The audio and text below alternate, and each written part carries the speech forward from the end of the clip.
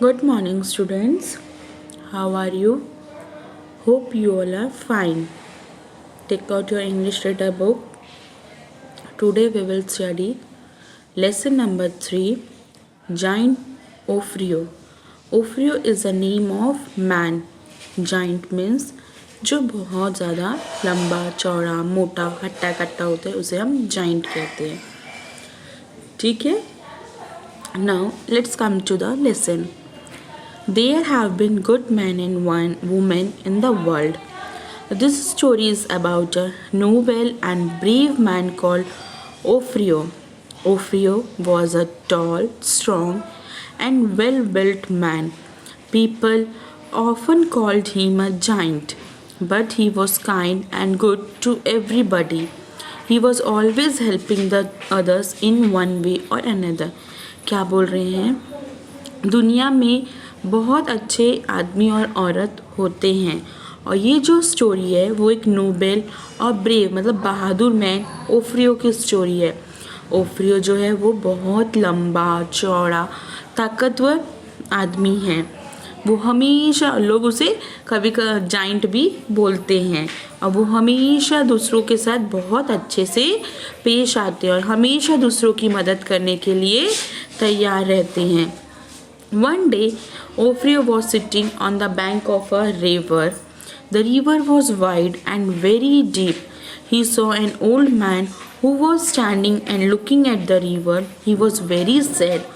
Ophrio went up to him. क्या बोल रहे हैं? एक दिन की बात है. ओफ्रियो नदी के किनारे बैठे हुए थे और वो जो नदी जो थी वो बहुत चौड़ी और गहरी थी और वो देखते हैं कि एक बूढ़ा आदमी वहाँ पे आके खड़ा है और नदी को देख रहा है और वो बूढ़ा आदमी बहुत उदास है. ओफ्रियो उसके पास जाते हैं और कहते हैं can I help you sir. बोलते क्या मैं आपकी मदद कर सकता हूँ. The old man looked at Ophrio and said, I was going to cross the river, but it's too deep to cross. Old man Offero की तरफ देखते हैं और कहते हैं मुझे ये नदी पार करनी है लेकिन ये जो नदी है वो बहुत ही गहरी है. The current is very strong. I am unable to swim. और जो इसकी लहरें हैं वो भी बहुत ज़्यादा हाई हैं. मैं नहीं तैर पाऊँगा. Don't worry, sir, said Ophrio. Come, I will take you across. I am tall and strong, and the water is not too deep for me to walk in it. You can sit on my shoulder. फिर ओफ्रियो क्या बोलते हैं? चिंता मत करिए sir, मैं आपकी help करता हूँ. मैं आपको ये नदी पार कराता हूँ. मैं बहुत लंबा और ताकतवर हूँ और ये पानी की गहराई मेरी हाइट से कम है तो मैं इसमें आराम से चल पाऊँगा. आइए आप मेरे कंधे पे बैठ जाइए. शोल्डर मतलब कंधा. ठीक है.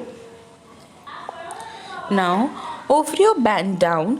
The old man climbed to his strong, broad shoulders. Ophrio stepped into the water. Soon they reached the other bank. ओफ्रियो क्या करता है? बेंड डाउन मतलब घुटने के बल बैठ जाता है और वो ओल्ड मैन उसके कंधे पे बैठ जाते हैं और वो बहुत जल्दी उन्हें नदी के दूसरे किनारे छोड़ देता है. How can I thank you? The old man said. Offero smile. If you are happy that is enough for me, he said. He turn and waded back to the other bank. तो old man बोलते अब वो old man की मदद किया है नदी पार कराए तो ओल्ड मैन बोलते मैं आपका शुक्रिया धन्यवाद कैसे करूं. तो ओफ्रियो जो है वो स्माइल करते हैं और क्या बोलते हैं आपको ये सब करने की ज़रूरत नहीं है. आप खुश हैं वही मेरे लिए बहुत है. वो वापस से वेडेड मतलब पानी में चल के नदी के पास चले जाते हैं. ओफ्रियो thought I should build a hut and live here. Then I can help the people who want to cross the mighty river. फिर ओफ्रियो सोचते हैं थॉट मतलब सोचते हैं क्यों ना मैं नदी के पास ही एक छोटी सी झोपड़ी बना के रहूं जिससे कि मैं लोगों को नदी पार कराने में उनकी मदद कर पाऊंगा. देखो पिक्चर में दिख रहा है ना उन्होंने झोपड़ी बनाई है नदी के पास. यस.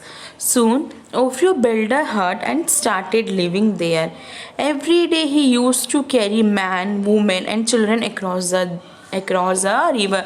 बहुत जल्दी ही ओफ्रियो ने वहाँ पे अपनी एक झोपड़ी बना ली और मैन वुमेन बच्चे सबकी मदद करते थे नदी पार कराने के लिए। ठीक है।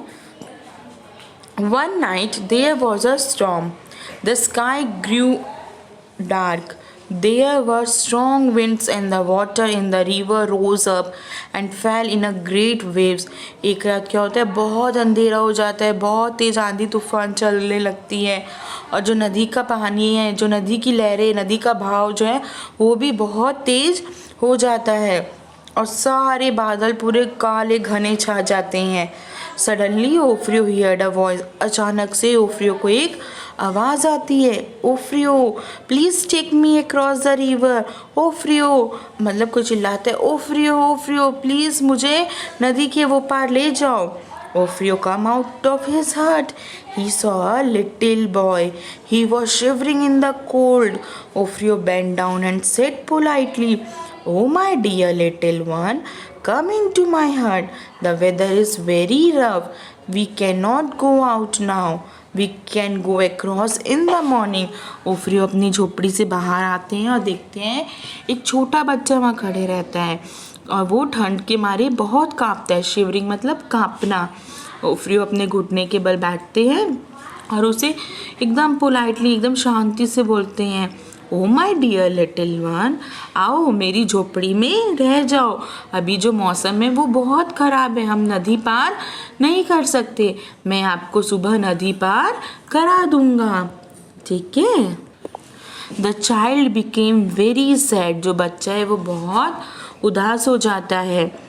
ओफ्रियो सॉ टीयर इन हिज आई। ओफ्रियो देखते हैं कि उसकी आँख में आंसू आ गए हैं।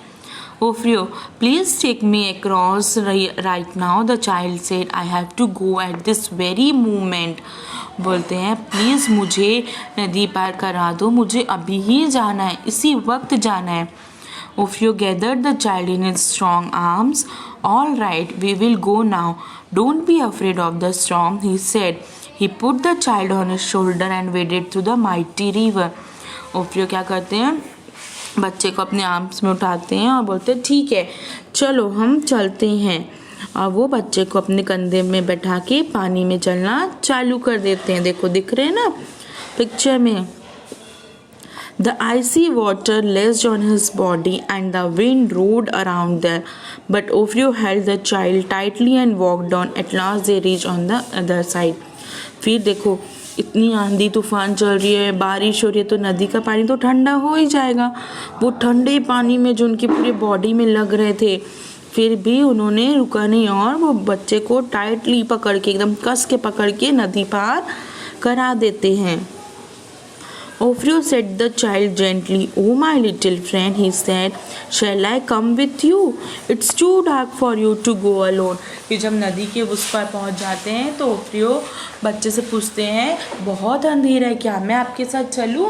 आपको जहाँ जाना है मैं वहाँ तक आपको छोड़ दूं, क्योंकि बहुत अंधेरा है, आपके लिए अकेले जाना मुश्किल होगा। But the boy said nothing. लेकिन जो लड़का था वो कुछ नहीं बोलता है। He walked away slowly. और धीरे धीरे चली जाता है। Suddenly Ophio saw a soft circle of light around his head. अभी अचानक से देखते हैं ओफ्रियो, वो लड़के के हेड पे ऐसा सर्कल बना हुआ लाइट आती है। It was like a crown of gold.